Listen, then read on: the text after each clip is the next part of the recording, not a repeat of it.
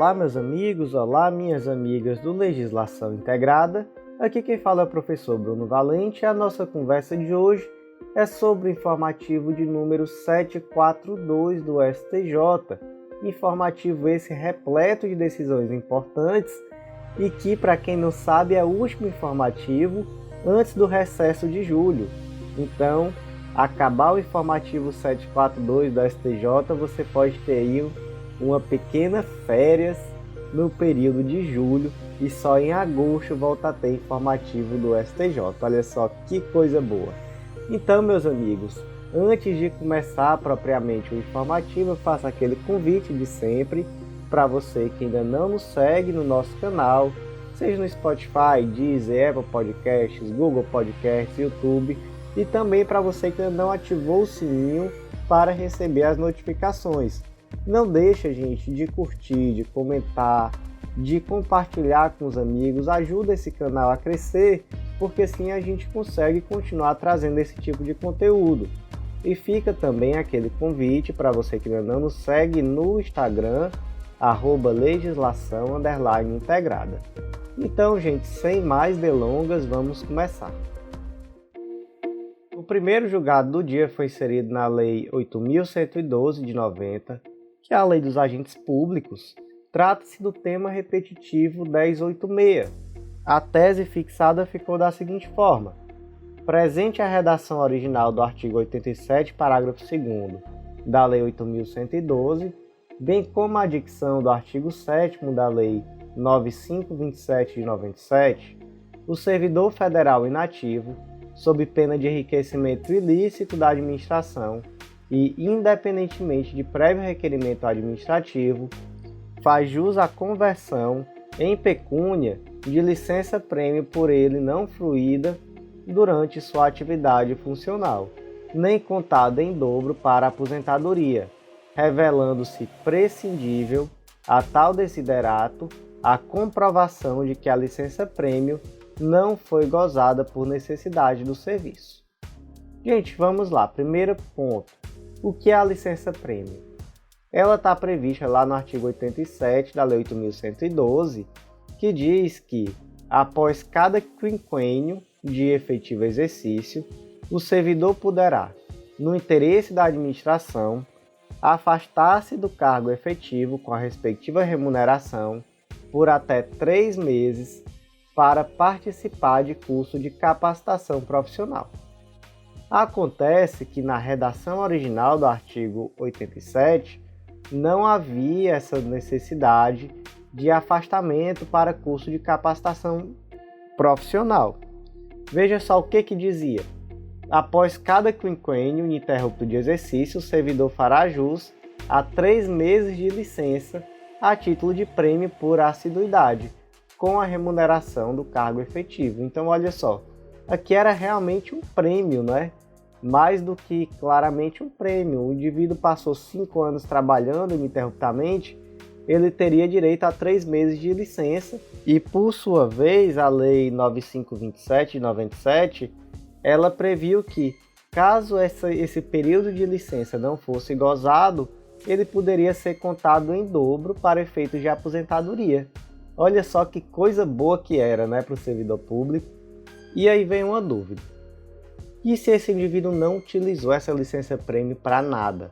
Ele não gozou esses 3 meses, ele não utilizou em dobro para efeito de aposentadorias e ele foi para a inatividade, seja por uma aposentadoria, enfim, se tornou ali um servidor inativo. Ele pode receber então em pecúnia, em dinheiro, esse valor referente às licença-prêmio não gozadas? E aí, gente, ele pode sim, porque é um direito incorporado ao seu patrimônio e que, caso ele não recebesse nada por isso, haveria ali um enriquecimento ilícito da administração pública. Então, esse indivíduo tem direito à licença-prêmio. Se ele não gozou, ele tem direito a receber em pecúnia. Por quê? Porque se ele não recebesse, a administração estaria enriquecendo às custas do servidor que não teve nenhum tipo de contraprestação pelo seu direito. Só que aí a administração ela naturalmente quer criar barreiras a isso. Então, por exemplo, tentou-se afirmar que para que esse indivíduo tivesse direito ao recebimento desse valor, ele teria que comprovar que ele deixou de gozar dessa licença-prêmio, não porque ele quis, mas por uma questão de interesse da administração. Então, havia uma necessidade de serviço e ele não tinha como se afastar por 3 meses. E aí chegou-se a afirmar também, por exemplo, que então para isso ele tem que ter requerido e ter sido negado.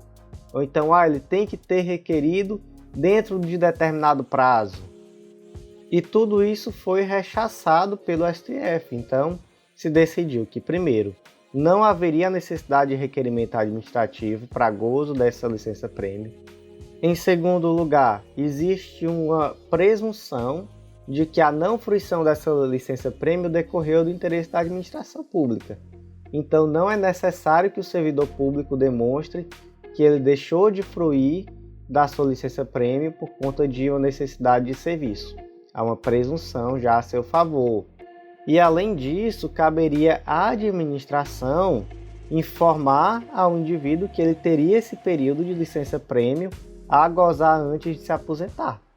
Então, se a administração não informou isso ao servidor e não lhe deu essa opção de gozar esse período de licença-prêmio antes da aposentadoria, então, com mais razão ainda, ela não poderá se esquivar de pagar esse valor em pecúnia. Próximo julgado do dia, inserido na Lei 9656 de 98, Lei dos Planos de Saúde. Também é um tema repetitivo, é a tese de número 1082. A tese ficou da seguinte forma: a operadora, mesmo após o exercício regular do direito à rescisão unilateral de plano coletivo, deverá assegurar a continuidade dos cuidados assistenciais prescritos ao usuário internado ou em pleno tratamento médico, garantidor de sua sobrevivência ou de sua incolumidade física, até a efetiva alta, desde que o titular arque integralmente com a contraprestação devida. Gente, precisamos lembrar que, ao contrário dos planos individuais, onde não existe o direito de rescisão unilateral por parte do plano de saúde, nos contratos coletivos esse direito existe de ambas as partes, e os requisitos para isso estão numa resolução normativa, que atualmente é a Resolução Normativa 195 de 2009 da ANS, que vai trazer ali os requisitos para que seja possível essa rescisão unilateral. Ocorre, em primeiro lugar, que esses indivíduos que eram beneficiários do plano de saúde rescindidos, eles não podem simplesmente ser desconsiderados, ser deixados ali sem nenhum tipo de amparo. Então, existe, por exemplo, o dever de assegurar a migração desses indivíduos a planos individuais ou familiares.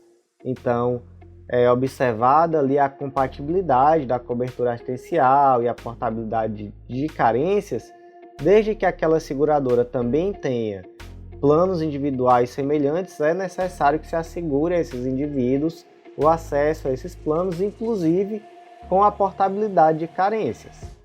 Então, esse é um primeiro ponto que merece destaque. O segundo ponto, gente, é que se algum indivíduo beneficiário desse plano de saúde estiver em pleno tratamento médico, e aqui a gente fala em tratamentos mais graves, né? Então, um tratamento médico de que depende da sua sobrevivência, ou então ele está internado, nessas situações é necessário garantir minimamente o tratamento até o fim. E aí, naturalmente, o indivíduo ele vai ter que arcar com o valor do plano de saúde. Então, já que é um plano coletivo, suponha, por exemplo, que a empresa arcava com um percentual e o trabalhador com outro. Foi rescindido. Então, o trabalhador ele vai ter que continuar arcando, e agora integralmente com a parcela, né? A parcela vai ter que ser paga ao plano. Mas não seria possível, de forma alguma, deixar esse indivíduo sem o recebimento do tratamento médico. E aqui se trata, inclusive, de uma questão de dignidade humana, de uma questão de direito à vida, né? Não se pode interromper um tratamento que pode levar esse indivíduo à morte. Então, necessariamente, o tratamento ele deve continuar. Próximo julgado do dia, inserido no Código Penal, também uma tese repetitiva, tema 1144 do STJ. Essa tese foi dividida em 4 tópicos. Tópico 1. Nos termos do parágrafo 1º do artigo 155 do Código Penal, se o crime de furto é praticado durante o repouso noturno, a pena será aumentada de 1/3. Gente, é o que está escrito lá no artigo 155, parágrafo 1º. A pena aumenta-se de 1/3 se o crime é praticado durante o repouso noturno. Até aí, nada a acrescentar. 2. O repouso noturno compreende o período em que a população se recolhe para descansar, devendo o julgador atentar-se às características do caso concreto. Então, gente, por exemplo, 8 horas da noite em Fortaleza, em São Paulo, em uma grande capital do Brasil, não é período noturno de forma alguma. 10 horas da noite talvez ainda não seja período noturno em determinados lugares, em determinados meios.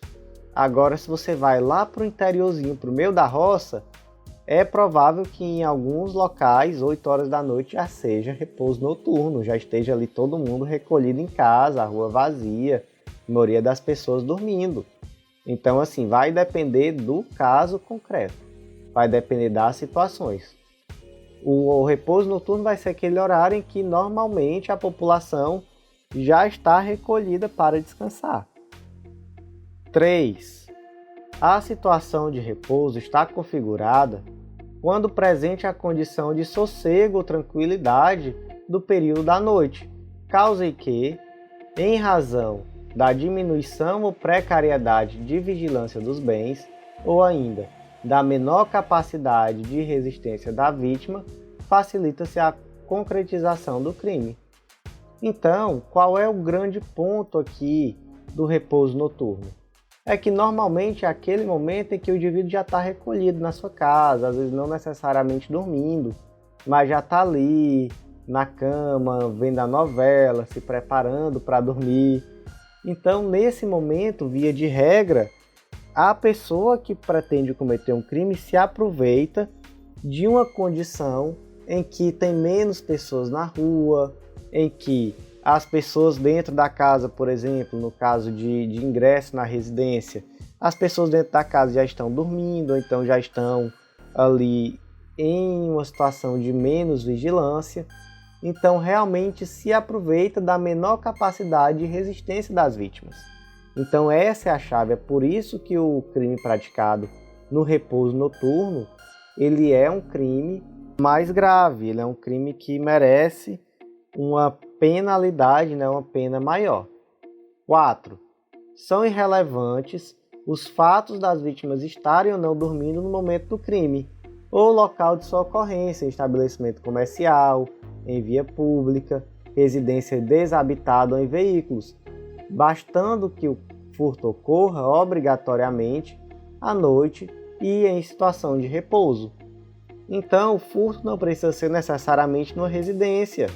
Pode ser numa via pública, aproveitando-se que naquele momento tem pouca gente ali passando, no estabelecimento comercial, aproveitando que está vazio e fechado, pode ser em um veículo, enfim, não necessariamente em uma residência. E quanto às residências, há aqui um ponto importantíssimo, que é a residência desabitada.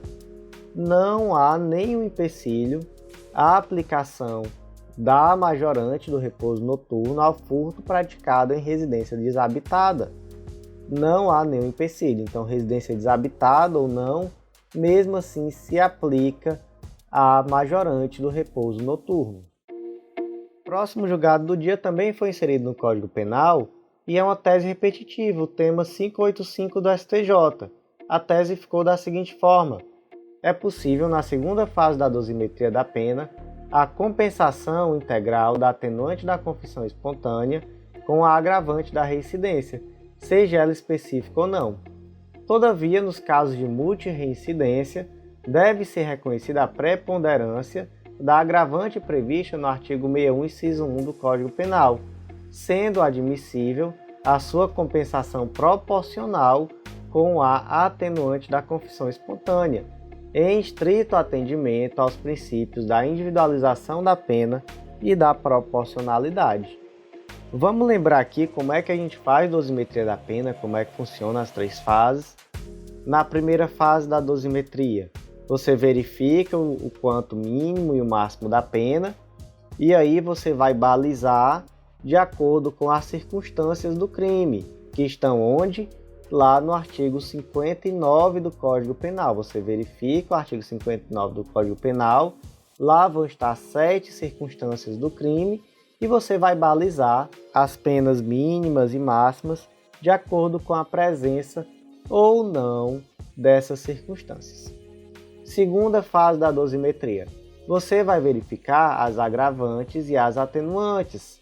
As agravantes vão estar, sobretudo, lá no artigo 61 e as atenuantes lá no artigo 65. Mais uma vez aqui, a pena vai ser balizada entre a mínima e a máxima de acordo com a presença ou ausência de agravantes ou atenuantes. Então, por exemplo, se a pena é de 2 a 10 anos, na primeira fase da dosimetria se verificou a existência de 2 circunstâncias negativas. Então, na primeira fase da dosimetria, a pena foi fixada em 4 anos. Na segunda fase, imagine, por exemplo, que existe a confissão. Existe tão somente uma circunstância atenuante e nenhum agravante. Você vai diminuir em quanto? A lei não diz. A lei não traz um percentual. Então, normalmente se aplica aqui 1/6. Você reduz, mas isso não é um valor fixo. E aí você vai ter que necessariamente deixar entre a mínima e a máxima. Não é possível aplicar na segunda fase da dosimetria uma pena abaixo da mínima, que nesse caso é 2, e nem acima da máxima, que nesse caso é 10. Então, nesse caso aqui, você, por exemplo, reduz de volta para a pena mínima na segunda fase da dosimetria, 2 anos. E aí, passa-se à terceira fase, que são as causas de aumento e de diminuição. Causas essas que estão previstas especificamente com os percentuais dali decorrentes. Então, por exemplo, imagine que se tratou de um furto praticado no repouso noturno, causa de aumento de 1/3. Então, você tem ali na segunda fase da dosimetria, vamos facilitar aqui agora, vamos dizer que fechou em 3 anos na segunda fase da dosimetria, você aumentou em 1/3, na terceira fase, essa pena vai para 4 anos. Na terceira fase, você já pode aplicar uma pena abaixo do mínimo ou acima do máximo. Já não respeita essas balizas. Por quê? Porque na terceira fase, existe a previsão específica de quanto diminui ou quanto aumenta. Então, se, por exemplo, a pena mínima é de 3 anos e na segunda fase da dosimetria ficou fixada 3 anos, mas na terceira existe uma causa de diminuição de 1/3, a pena final na terceira fase da dosimetria será 2 anos, abaixo do mínimo, nenhum problema.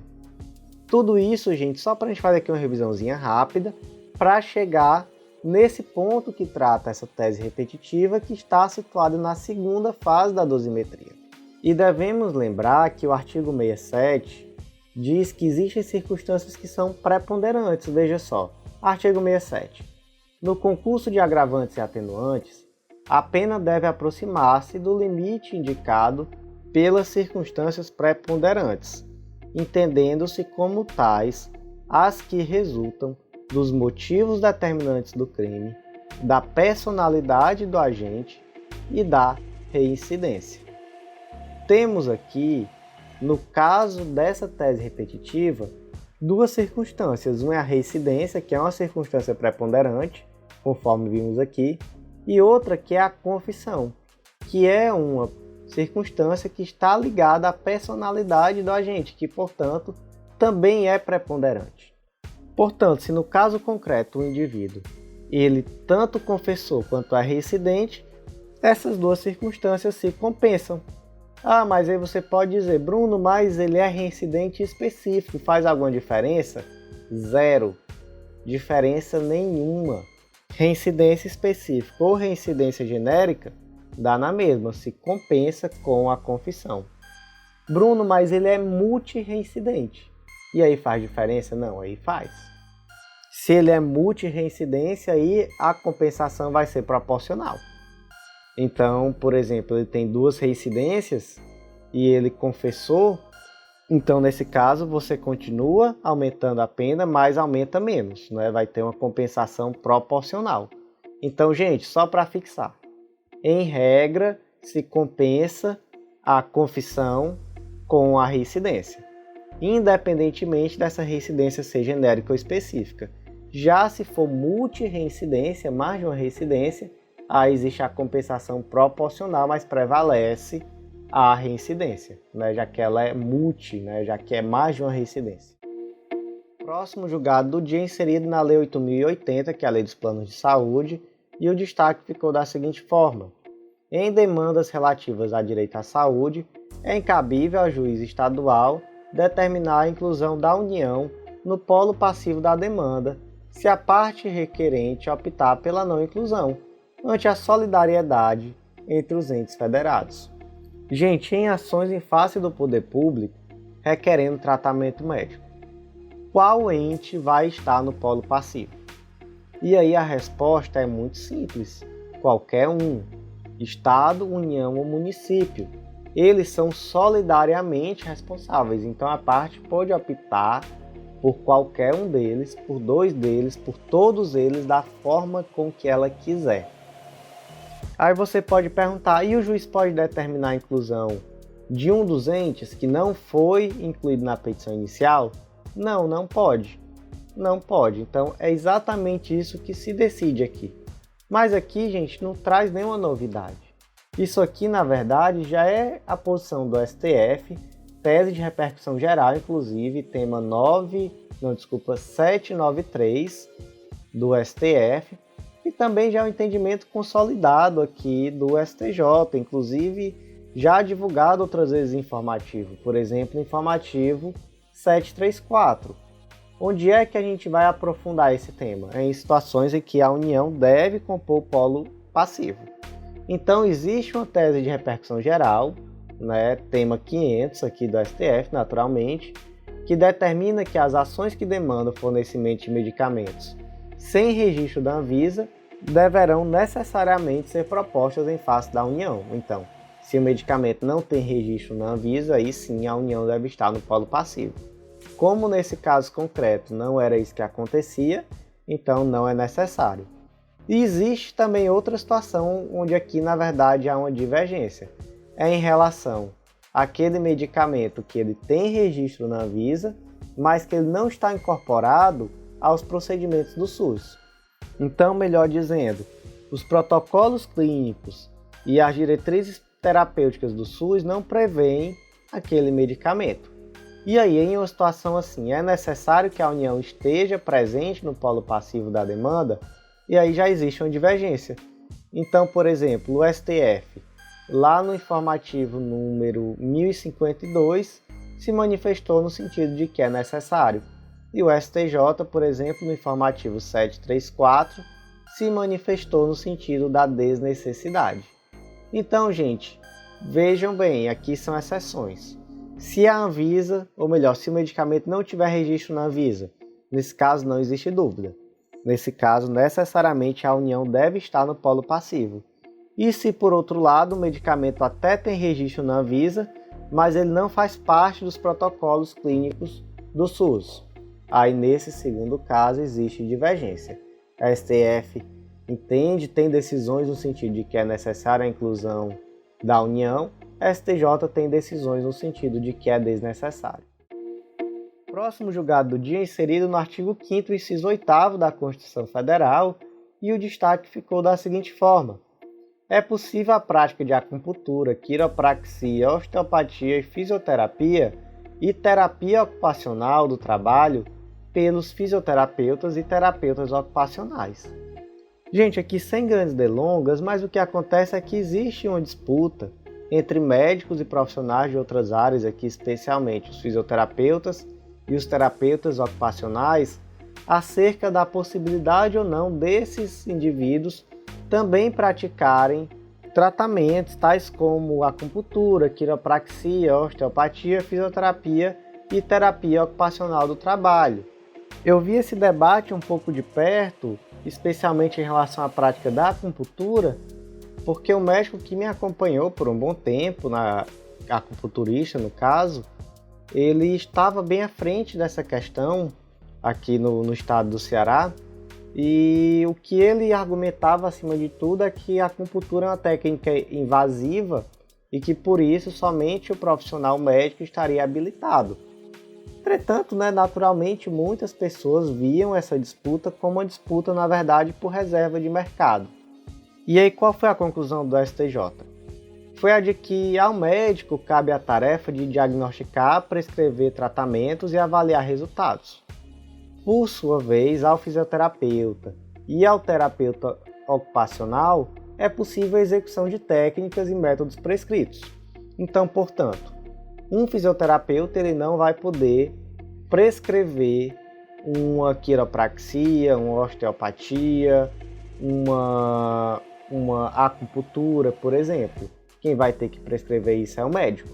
Mas executar ele pode sim, porque ele é um profissional que está habilitado à execução dessas técnicas. Próximo julgado do dia, inserido na Lei 9469 de 97, que é a lei que trata da intervenção anômala nas pessoas jurídicas de direito público.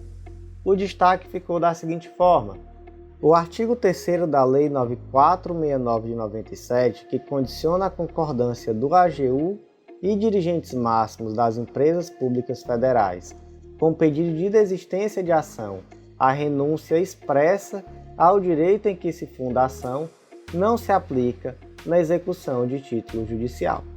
Gente, a situação aqui foi a seguinte: determinado indivíduo ganhou uma ação judicial em face de uma universidade federal e esse indivíduo requereu a execução desse título judicial.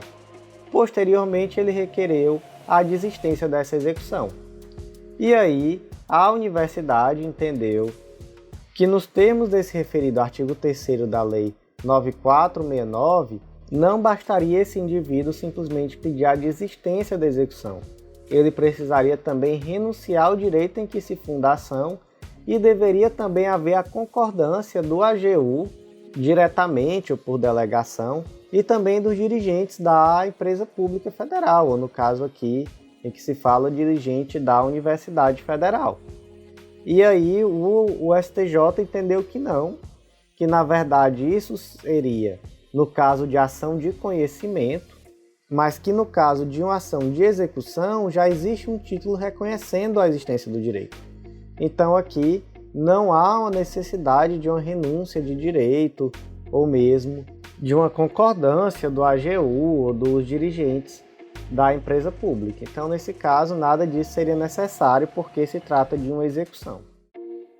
Próximo julgado do dia, inserido na Lei 7347 de 85, Lei da Ação Civil Pública.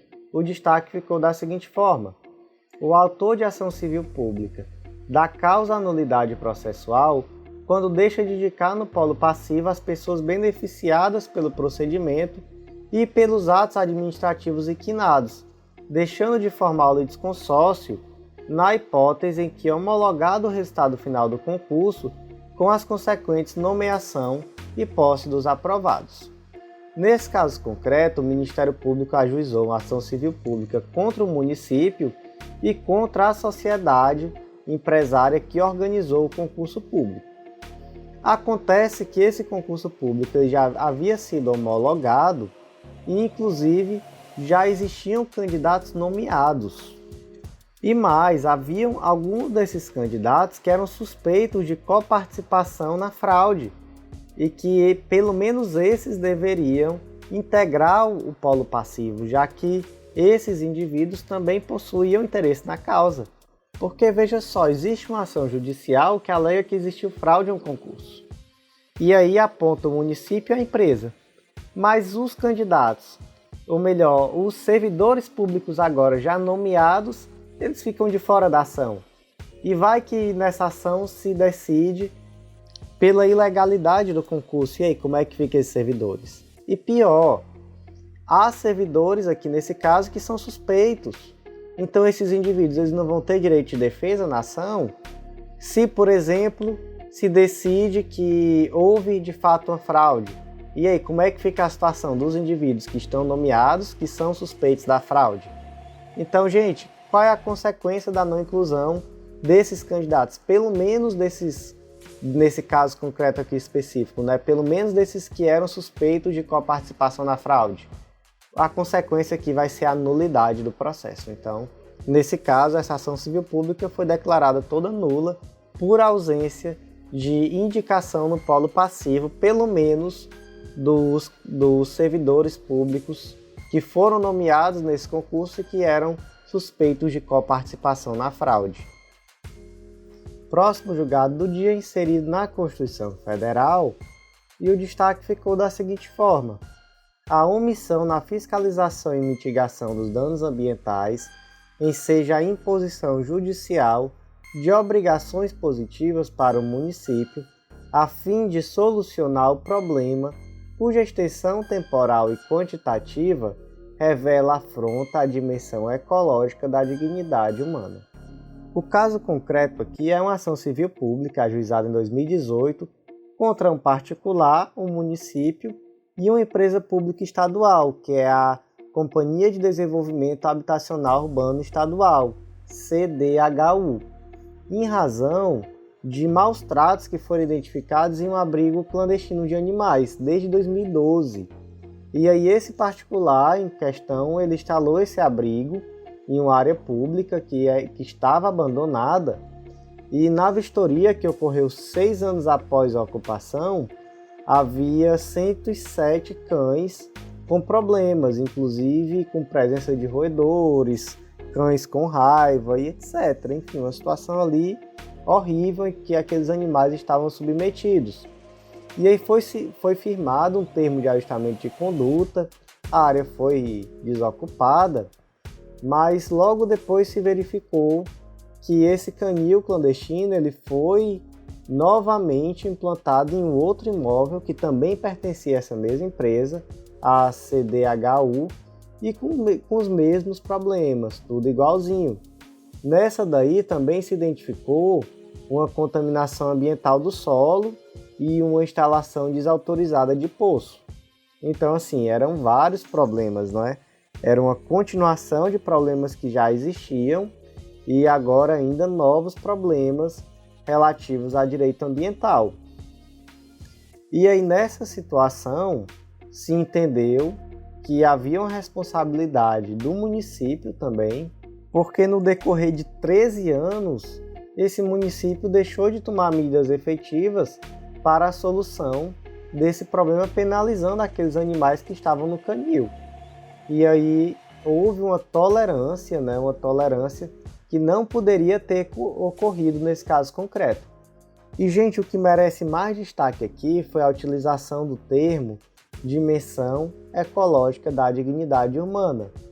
Termo esse que, inclusive, já foi utilizado pelo STF em uma decisão relatada pelo ministro Celso de Mello. Decisão essa que é sempre citada como uma referência da utilização do termo.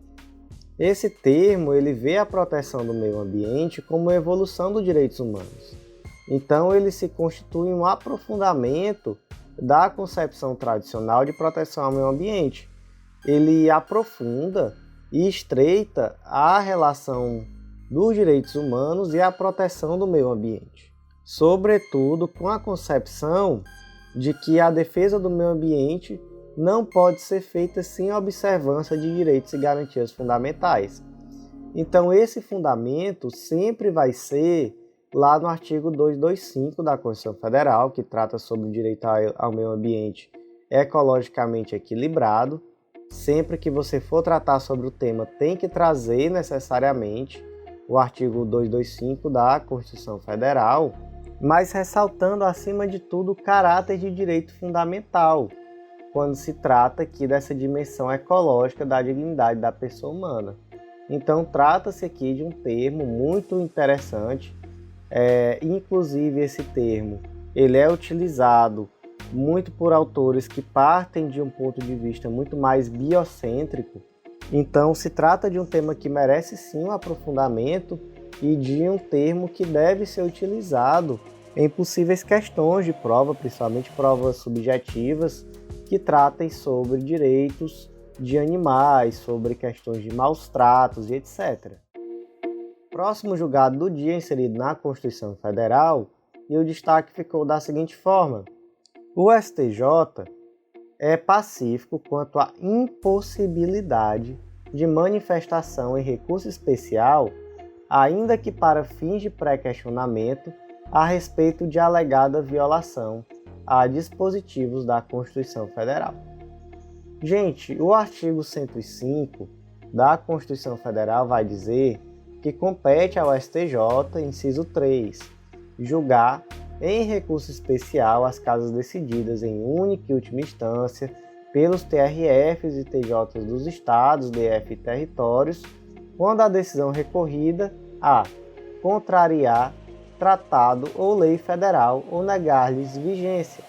Um termo aqui é muito interessante, que é o termo causas decididas. É desse termo que se extrai a necessidade do pré-questionamento. Se o STJ ele decide aquela causa que já foi decidida, então é de se imaginar que aquela causa ela tem que ter sido minimamente pré-questionada no tribunal ACO. Então é daí que se vem essa necessidade do pré-questionamento. Da mesma forma, o recurso especial necessita também do pré-questionamento. Aí imagine a seguinte situação: uma determinada ação, um determinado recurso especial está tramitando no STJ, foi julgado, e aí o indivíduo opõe embargos declaratórios com a finalidade de pré-questionar a matéria constitucional com o objetivo de interpor um recurso extraordinário. É possível? E aí, gente, a resposta é negativa, não é possível. Não é possível porque não cabe ao STJ decidir matéria constitucional. A matéria constitucional ela será decidida em recurso extraordinário ao STF. E aí você pode perguntar, mas pelo menos o pré-questionamento seria possível? Não, não seria possível sequer o pré-questionamento, veja só. Não cabe ao STJ, ainda que para fim de pré-questionamento, examinar na via especial suposta violação a dispositivo constitucional, sob pena de usurpação de competência do STF. E aí como é que fica a situação do indivíduo que pretende opor, ou melhor, que pretende interpor um recurso extraordinário? O ideal, gente, é que esse pré-questionamento já ocorra na segunda instância. Então, na segunda instância, você já pré-questiona todas as matérias, sejam elas constitucionais ou legais, constitucionais ou infraconstitucionais. Próximo julgado do dia inserido no Código Civil, e o destaque ficou da seguinte forma: independentemente do desfecho de ação anulatória de registro civil, não há que se falar em impossibilidade jurídica de pedido investigatório de paternidade. Gente, o direito de conhecer a própria paternidade, ou seja, de conhecer a filiação, a identidade genética, a ancestralidade, é um direito de personalidade e, portanto, é um direito que é inalienável, vitalício, intransmissível, extrapatrimonial, irrenunciável, imprescritível e oponível contra todos, oponível erga omnes. Portanto, não é possível que se limite essa possibilidade de buscar o conhecimento acerca da realidade biológica do indivíduo em virtude de eventual ação anulatória de registro civil. Não há incompatibilidade aqui. Ainda que se busque a retificação do registro civil em virtude do reconhecimento, correto ou não, de uma paternidade civil, existente ali naquele registro, isso não é de forma alguma incompatível, isso de forma alguma pode ser um limitante ao pedido de investigação de paternidade que busca o conhecimento da realidade biológica do indivíduo. Próximo julgado do dia inserido no ECA, Lei nº 8069 de 90, Estatuto da Criança e do Adolescente. O destaque ficou da seguinte forma: o risco real de contaminação pelo coronavírus em casa de abrigo justifica a manutenção de criança de tenra idade em família substituta, apesar de suposta irregularidade ou ilegalidade dos meios empregados para a obtenção da guarda da infante.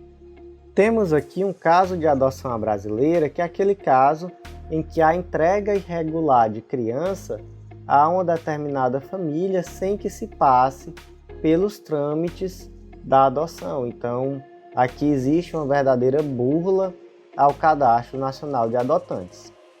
E aí foi descoberta essa fraude, né? No caso aqui se trata de uma criança de tenra idade.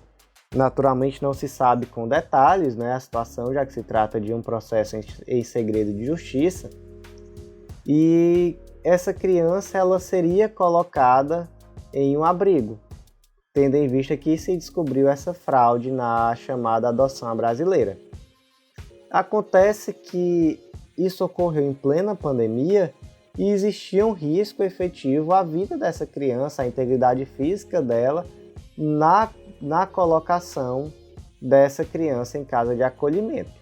Então o STJ entendeu que seria necessário aqui, em nome do melhor interesse da criança, a manutenção desta na casa onde ela estava, né, na família substituta, em virtude do risco de contaminação pela Covid-19. Em outros momentos o STJ já tomou decisões exatamente iguais, então, por exemplo, lá no informativo 676, temos um HC em que foi tomada uma decisão igualzinha. Temos também uma tese, jurisprudência em teses do STJ, edição 178, a tese 3. O risco de contaminação pela Covid-19 em casa de acolhimento, entre parênteses, abrigo, pode justificar a manutenção da criança com a família substituta. Próximo julgado do dia, inserido na Lei 9660 de 98, Lei dos Planos de Saúde, o destaque ficou da seguinte forma: é abusiva a exclusão unilateral do usuário quando seu direito de manutenção tem amparo contratual firmado no termo de opção, e o rompimento unilateral do vínculo somente seria admitido nas hipóteses previstas na Resolução Normativa número 195 de 2008 da ANS. Gente, aqui se trata de uma continuação daquele mesmo julgado que a gente analisou lá no começo. Inclusive, o ideal seria que eu tivesse analisado conjuntamente esses destaques. São dois destaques diferentes do mesmo julgado. Mas ok, também conseguimos fazer a análise agora tranquilamente. Se trata aqui de um plano de saúde coletivo, e aqui se fala exatamente da possibilidade ou não de rescisão unilateral desse plano coletivo por parte da operadora do plano de saúde. E aí, conforme já vimos, caso estivéssemos tratando de um plano de saúde individual, isso não seria possível, mas no plano de saúde coletivo é sim possível essa rescisão unilateral por parte da operadora do plano. Entretanto, necessariamente, ela deve ocorrer naquelas hipóteses previstas na Resolução Normativa 195 de 2008 da ANS. Acontece que o caso concreto tem uma especificidade porque no contrato celebrado existia um termo de opção, onde esse termo ele trazia especificamente a possibilidade de manutenção desse plano de saúde por um período indeterminado pelo indivíduo, mesmo na hipótese de rescisão unilateral. E veja só, esse termo de opção, ele era mais favorável do que aquilo que a lei traz, do que aquilo que a resolução normativa da ANS trazia, já que pela disposição legal, ele só teria direito a essa permanência por tempo indeterminado no plano de saúde se ele tivesse contribuído com o plano por pelo menos 10 anos. Mas esse termo de opção que fazia parte do contrato, ele trazia uma situação mais benéfica, onde independentemente do tempo que ele tivesse de contribuição para o plano de saúde, ele teria sim o direito de manter esse plano indefinidamente. Tem algum problema nisso? Tem não, né, gente? Perfeito, nenhum problema. Então, como existia essa previsão contratual, ele tem sim o direito à manutenção nesse plano de saúde por prazo indeterminado. Próximo julgado do dia inserido no Código Civil, e o destaque ficou da seguinte forma: é necessária a exigência legal de outorga do cônjuge para prestar a fiança, sendo indiferente o fato de o fiador prestá-la na condição de comerciante ou empresário, considerando a necessidade de proteção da segurança econômica familiar. Lá no artigo 1647, gente, tem previsto que, ressalvado o disposto no artigo 1648, nenhum dos cônjuges pode, sem autorização do outro, exceto no regime da separação absoluta. Aí tem lá o inciso 3, que é prestar a fiança ou aval. E o caso do artigo 1648 é aquele caso em que o juiz supre a ausência de outorga do cônjuge por algum motivo, né? Seja por ausência de justo motivo para essa negativa da outorga, ou seja pela impossibilidade de concessão. Então, por exemplo, imagina que o cônjuge esteja ali doente, esteja em uma situação que ele não tenha a capacidade prática, não é, de oferecer essa outorga. E aí, a discussão aqui é se o comerciante ou empresário ele tem a possibilidade de prestar fiança sem a necessidade de outorga marital ou de outorga uxória. E a resposta é não, não seria possível. Por quê? Porque caso se permita que um dos cônjuges preste essa fiança sem a outorga do outro, você, por via transversa, acaba permitindo que seja realizada a alienação forçada de bens imóveis do casal. Então, não é possível esse tipo de fiança, né? Não é possível, ou melhor, o oferecimento de fiança sem que haja autorização do cônjuge, independentemente de se alegar que o indivíduo que prestou a fiança ou prestou na condição de comerciante ou de empresário, enfim. Nada disso importa nesse momento. E aí, gente, só um aprofundamento. Qual é o efeito da ausência dessa outorga marital ou uxória, né? Dessa outorga, do cônjuge? Segundo a súmula 332 do STJ, a fiança prestada sem autorização de um dos cônjuges implica a ineficácia total da garantia. Aqui se fala em ineficácia total, mas na verdade mesmo, essa ausência de outorga ela vai operar no plano da validade do negócio jurídico. Então, se torna realmente anulável o contrato de fiança sem a anuência do cônjuge. E se o fiador emitir declaração falsa, ocultando que ele é casado? Aí tem uma tese 7 da edição número 101 do Jurisprudência em Tese do STJ. A fiança prestada sem autorização de um dos cônjuges implica a ineficácia total da garantia, súmula 332 do STJ, salvo se o fiador emitir declaração falsa, ocultando seu estado civil de casado. E aí, qual é o efeito nessa situação? É que se considera ineficaz somente em relação ao cônjuge que não prestou a fiança.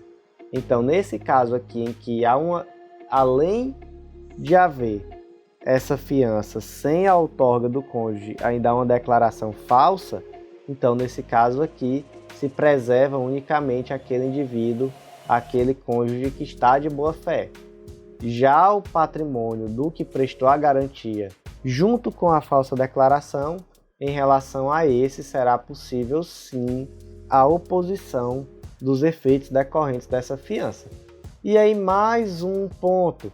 Quem pode alegar essa nulidade? Tese 9 do Jurisprudência em Teses, edição 101. A nulidade da fiança só pode ser demandada pelo cônjuge que não a subscreveu ou por seus respectivos herdeiros. Então, por exemplo, o João prestou a fiança sem que haja ali o consentimento da Maria, sua esposa. O João depois pode dizer que essa fiança é nula, então veio ali um bem dele para ser executado em virtude do não pagamento da dívida que ele era fiador. Ele pode alegar uma nulidade decorrente da ausência de outorga de Maria? Não, é claro que ele não pode, que seria o tal do venire contra facto próprio.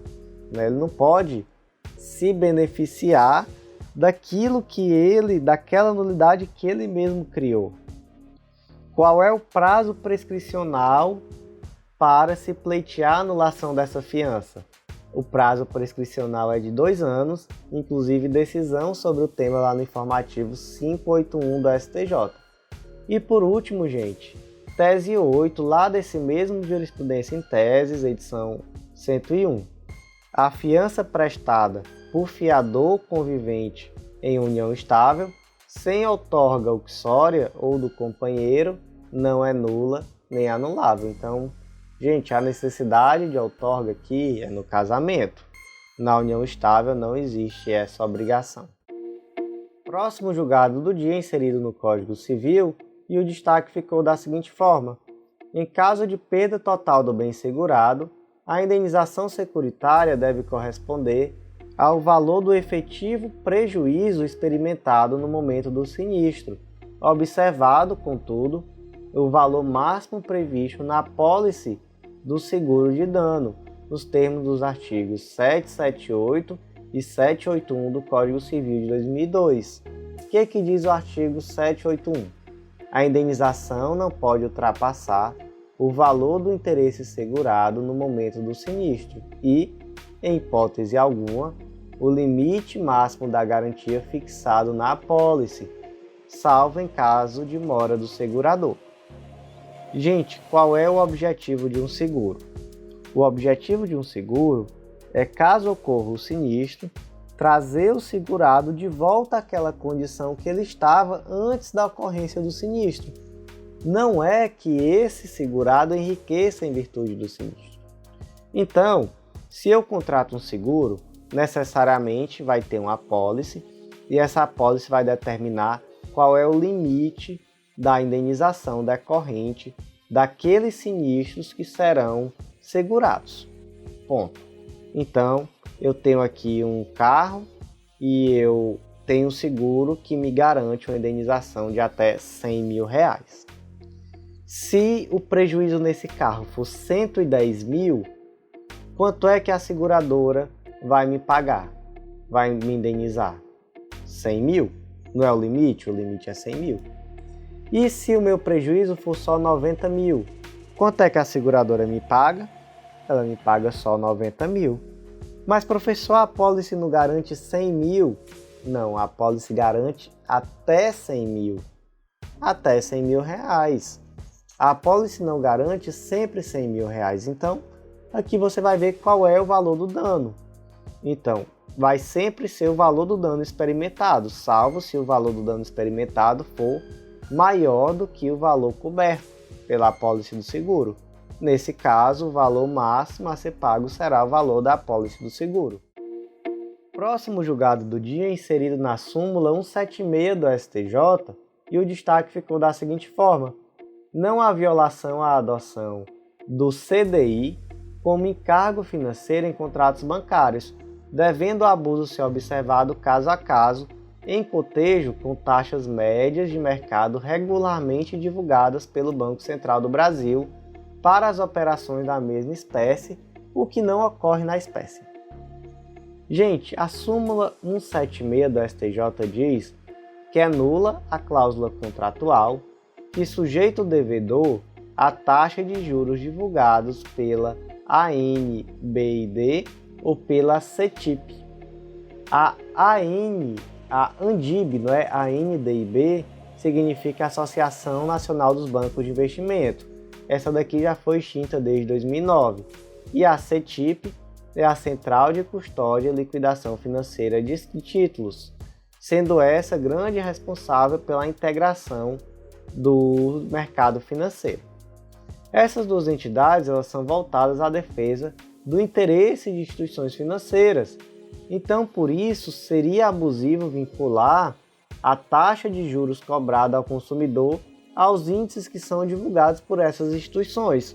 Por quê? Porque isso poderia atender ao benefício exclusivo das instituições financeiras, o que certamente seria prejudicial aos direitos do consumidor. Já a CDI, que são os certificados de depósitos interbancários, não se aplica essa mesma lógica. O que é a CDI? Quem é que aplica alguma coisa em investimento, ou mesmo quem tem às vezes uma conta do Nubank, hoje em dia, contas bancárias digitais, acaba já estando familiarizado com esse termo. já que muitos investimentos de renda fixa vinculam o rendimento ao CDI, que é um índice que ele é calculado com base nas taxas cobradas pelos bancos para emprestarem dinheiro a outros bancos. Então, esse indexador ele quase sempre está vinculado ali à Selic, normalmente ele está um pouquinho abaixo daquela taxa que é a taxa Selic. Então aqui a razão de ser da súmula 176 do STJ não está presente, porque não se trata aqui de uma instituição que é voltada ao interesse de instituições financeiras determinando as taxas a serem aplicadas.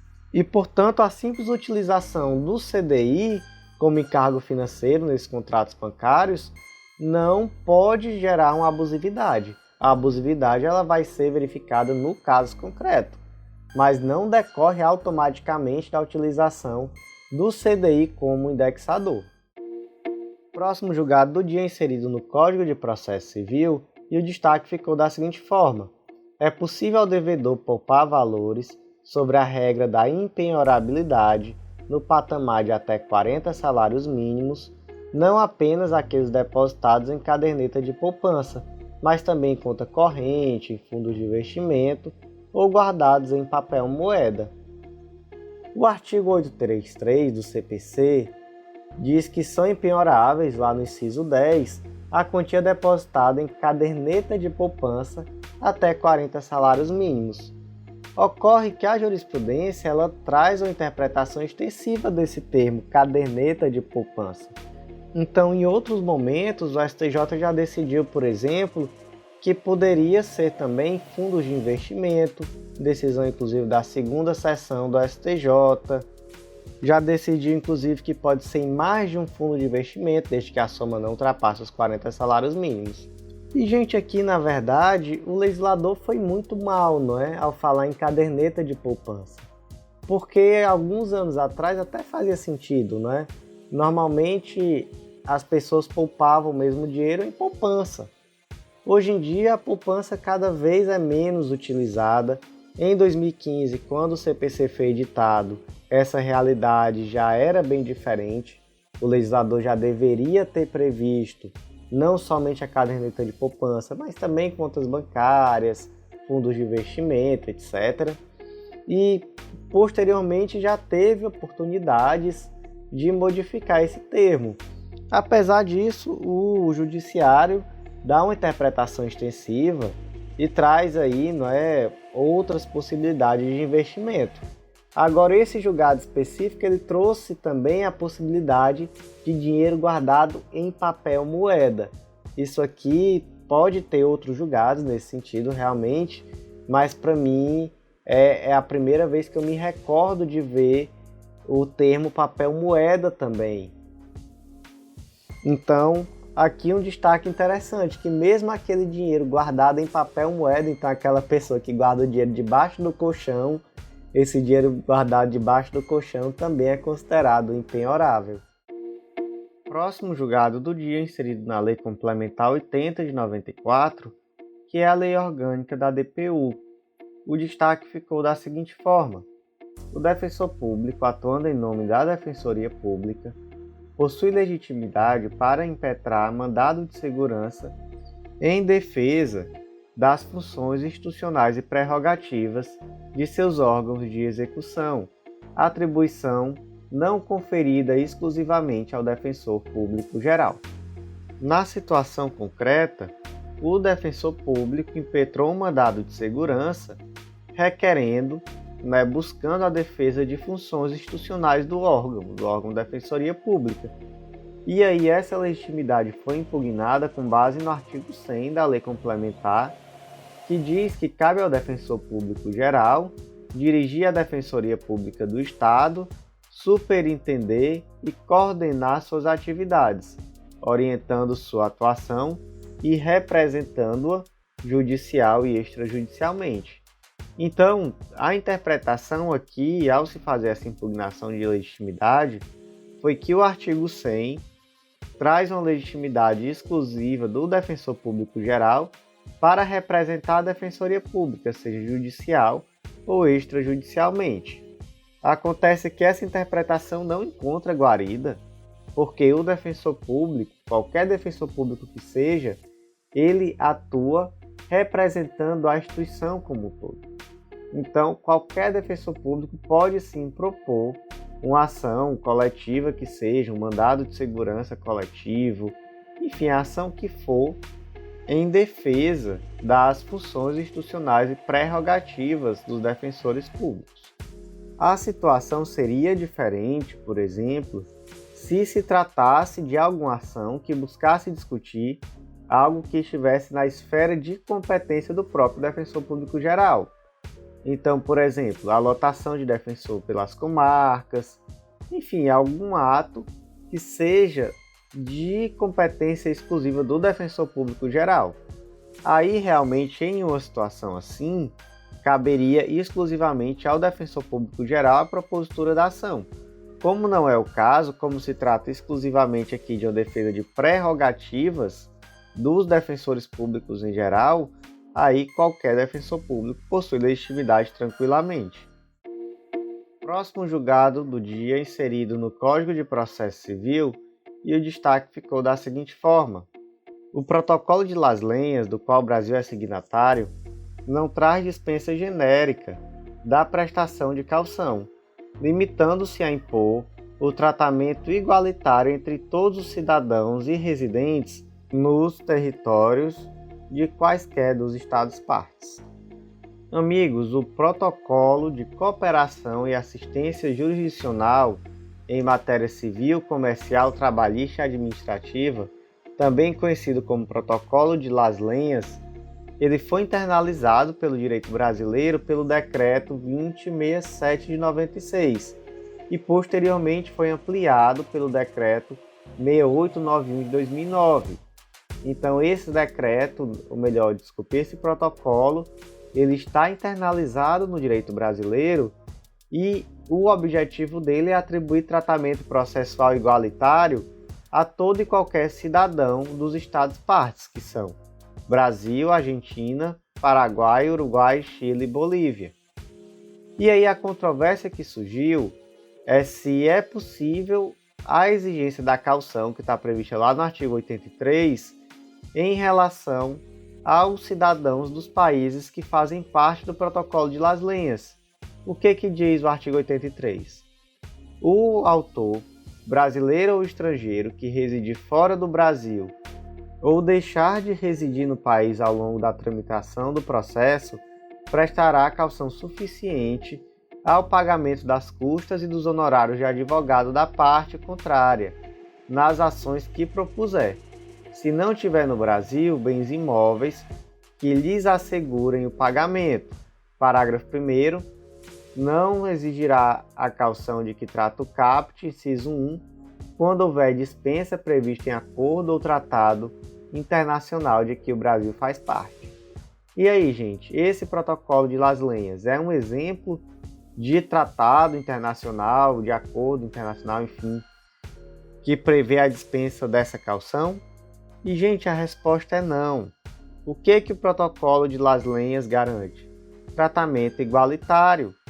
Acontece que o que o artigo diz? Diz que o autor, brasileiro ou estrangeiro, que residir fora do Brasil ou deixar de residir ao longo do tempo, ao longo da tramitação, prestará caução suficiente para o pagamento das custas e dos honorários de advogado. Então, aqui, tanto faz ser brasileiro ou estrangeiro, o critério é viver fora do país. Então, se for um argentino morando no Brasil, ele não vai precisar prestar essa caução. Se for um argentino morando na Argentina, ele vai precisar prestar a caução. Se for um brasileiro morando no Brasil, ele não presta a caução. Se for um brasileiro morando na Argentina, ele tem a obrigação de prestar essa caução. Então aqui o critério não é a nacionalidade, aqui o critério é o local de moradia. Próximo julgado do dia inserido no Código de Processo Penal, e o destaque ficou da seguinte forma: a concessão de prisão domiciliar a genitoras de menores de 12 anos incompletos é legalmente presumida, não estando condicionada a comprovação da imprescindibilidade dos cuidados maternos. Amigos, o artigo 318 do Código de Processo Penal diz que poderá o juiz substituir a prisão preventiva pela domiciliar quando o agente for, inciso 5, mulher com filho de até 12 anos de idade incompletos. Então, tratando-se de mãe com criança de até 12 anos de idade incompletos, então, tratando-se de mãe com filho de idade de até 12 anos incompletos, é devida a prisão domiciliar? Sim. Sim, simples assim. Quando que não vai ser devida? Somente se tratar de crime cometido com violência ou grave ameaça, de crime praticado contra o próprio filho, ou que esteja presente alguma situação excepcionalíssima que contraindique a medida. Então, há aqui uma relação quase de automaticidade em relação àquela mãe com filho de até 12 anos de idade incompletos. Não há que se perquirir de início se essa mãe é imprescindível aos cuidados maternos da criança, porque, gente, a mãe é imprescindível aos cuidados maternos da criança, ponto. Existe uma presunção aqui.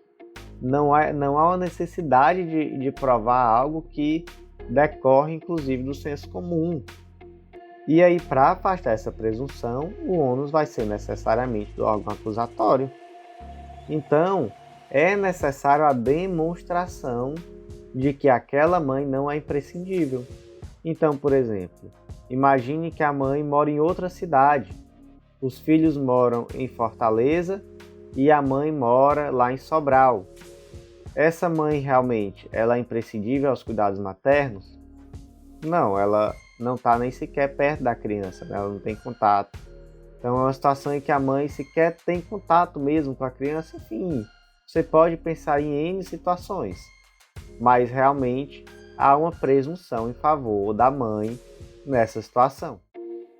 Próximo julgado do dia inserido na Lei de Drogas, Lei 11.343 de 2006, e o destaque ficou da seguinte forma: é cabível a concessão de salvo-conduto para o plantio e o transporte de cannabis sativa para fins exclusivamente terapêuticos, com base em receituário e laudo médico subscrito por profissional médico especializado e chancelado pela Anvisa.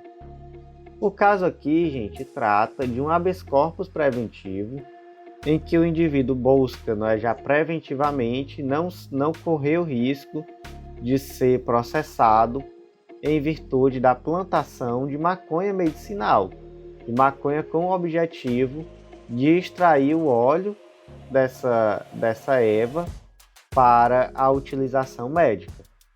E aí, para tanto, ele tem um laudo médico subscrito por um profissional afirmando a necessidade dele de utilização desse óleo extraído da cannabis. E aí, a sexta turma do STJ, no julgamento desse processo, concedeu o referido habeas corpus preventivo. Gente, muito recentemente, lá no informativo 736, a quinta turma do STJ negou um habeas corpus preventivo em uma situação extremamente semelhante. Então, lá naquela situação, o STJ entendeu, lá foi a quinta turma do STJ, entendeu que a falta de regulamentação pelo Executivo não poderia ser suprida pelo Poder Judiciário. Então, realmente não seria possível ao Poder Judiciário conceder esse habeas corpus preventivo. Temos, então, aqui duas decisões, uma da quinta turma do STJ, outra da sexta turma, a da sexta turma concedendo e a da quinta turma negando, as duas decisões muito recentes. A que concede é do dia 14 de junho, a que nega é do dia 13 de maio. O que eu destacaria aqui? Eu destacaria que o julgado que eu estou comentando hoje, da sexta turma, traz alguns argumentos muito bons que não estão presentes lá no da quinta turma. Porque a grande chave do julgamento da quinta turma foi que caberia à Anvisa a regulamentação e que, não havendo a regulamentação da Anvisa, não poderia o Poder Judiciário suprir a ausência de regulamentação. Acontece que nesse julgado a própria Anvisa se manifestou por meio do seu diretor e afirmou que a regulamentação e autorização do cultivo doméstico de plantas, quaisquer que sejam elas, não fazem parte do seu escopo de atuação. Então veja só, a própria Anvisa informou que não vai regulamentar porque não faz parte do seu escopo de atuação. E por outro lado, no outro julgado, o grande argumento que se trouxe foi a ausência de regulamentação da Anvisa. Então aqui, isso daqui já foi ao chão, nesse julgado da sexta turma. Segundo ponto, a legislação brasileira ela já possibilita há mais de 40 anos a permissão pelas autoridades competentes de plantio, cultura e colheita de cannabis com fins medicinais e científicos. E aí o julgado aponta como fundamentação para isso o artigo 2º, parágrafo único da Lei 11.343, que é a Lei de Drogas, e o artigo 2º, parágrafo 2º da Lei 6368 de 76. Só que até hoje não existe uma regulamentação específica sobre o tema. Então aqui, nas palavras do ministro relator, existe um verdadeiro descaso ou até mesmo desprezo por aqueles indivíduos que necessitam desse medicamento. Um outro argumento foi o de que não havia como demonstrar que essa substância preparada artesanalmente ela teria equivalência de eficácia em relação à técnica terapêutica. Sobre isso, o ministro ressaltou que o indivíduo que está requerendo o habeas corpus preventivo está assumindo o risco.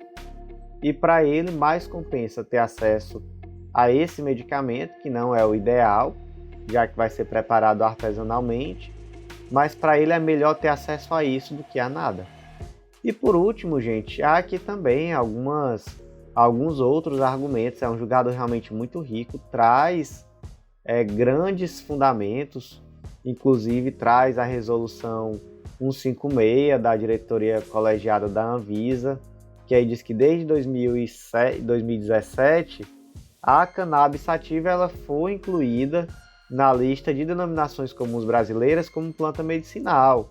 Então, assim, traz ali grandes argumentos e, por último, o argumento de que se essa política de guerra às drogas, no decorrer de décadas, não demonstrou nenhuma aptidão para resolver o problema das drogas, que pelo menos ela não seja utilizada para retirar a possibilidade de indivíduos terem acesso a tratamentos médicos. Então, assim, se ela não se demonstrou eficiente para nada até hoje, então pelo menos que ela não atrapalhe o indivíduo que está precisando da utilização de um medicamento para a sua saúde e que poderia deixar de ter acesso a esse medicamento por conta de uma política que infelizmente não demonstra resultados efetivos. Próximo julgado do dia, inserido na Lei 8137, que é a Lei dos Crimes contra a Ordem Tributária, e o destaque ficou da seguinte forma: para fins do disposto no artigo 2º, inciso 2 da Lei 8137 de 90, a menção a inúmeros inadimplementos escritos em dívida ativa gera a presunção relativa da ausência de tentativa de regularização. O artigo 2º da Lei 8137 prevê que constitui crime da mesma natureza, então, portanto, crime contra a ordem tributária, inciso 2, deixar de recolher no prazo legal o valor de tributo ou de contribuição social, descontado ou cobrado na qualidade de sujeito passivo da obrigação e que deveria recolher aos cofres públicos. Qual é o detalhe? O detalhe é que esse é um tipo penal que exige um dolo específico. Não basta deixar de repassar esses valores, é necessário que exista um dolo no sentido de apropriar-se desses valores. Então veja só, por exemplo, decisão do STF lá no RHC 163334, o contribuinte que deixa de recolher de forma contumaz e com dolo de apropriação o ICMS cobrado do adquirente de mercadoria ou serviço incide no tipo penal do artigo 2º, inciso 2 da Lei 8137. Existia um entendimento antigo, inclusive na sexta turma do STJ, uma tese também do Jurisprudência em Teses, edição 74, que era a tese de número 4, onde se entendia pela inexistência dessa necessidade de dolo específico. Entretanto, nesse momento, esse entendimento está superado e, nesse momento, tanto a posição do STF quanto do STJ no sentido da necessidade do dolo específico para a prática do crime em questão. Portanto, como é necessário um dolo específico, não basta uma única ausência de recolhimento. É necessário que haja uma ausência de recolhimento de forma contumaz. Então, inclusive, isso é o que foi decidido lá no informativo 964 do STF, no RHC 163334. Portanto, caso se demonstre que esse indivíduo deixou de recolher por uma situação de crise financeira, que ele tentou regularizar, porque realmente a crise financeira estava grande, ele não conseguiu, aí sim, aí realmente haverá consumação do crime. Então, por exemplo, aqui nesse caso concreto, lá do STF, houve o inadimplemento por tempo prolongado, não houve tentativa de regularização, os produtos eram vendidos abaixo do preço de custo, havia a criação de obstáculos à fiscalização, utilização de laranjas no quadro societário. Então, assim, veja só, e além disso ainda houve ali o encerramento irregular das atividades. Então, olha só o tanto de coisa que tinha aqui para poder demonstrar que existia um dolo de apropriação desses valores. E aí, gente, agora aqui no informativo 742 do STJ, aqui no julgamento do de agravo regimental no HC 728271, a sexta turma do STJ entendeu que a existência de um grande número de inadimplementos, inclusive com inscrição em dívida ativa, aliado à ausência de qualquer tentativa de regularização, por si só isso já é suficiente para demonstrar a existência de uma contumácia e de um dolo específico de apropriação.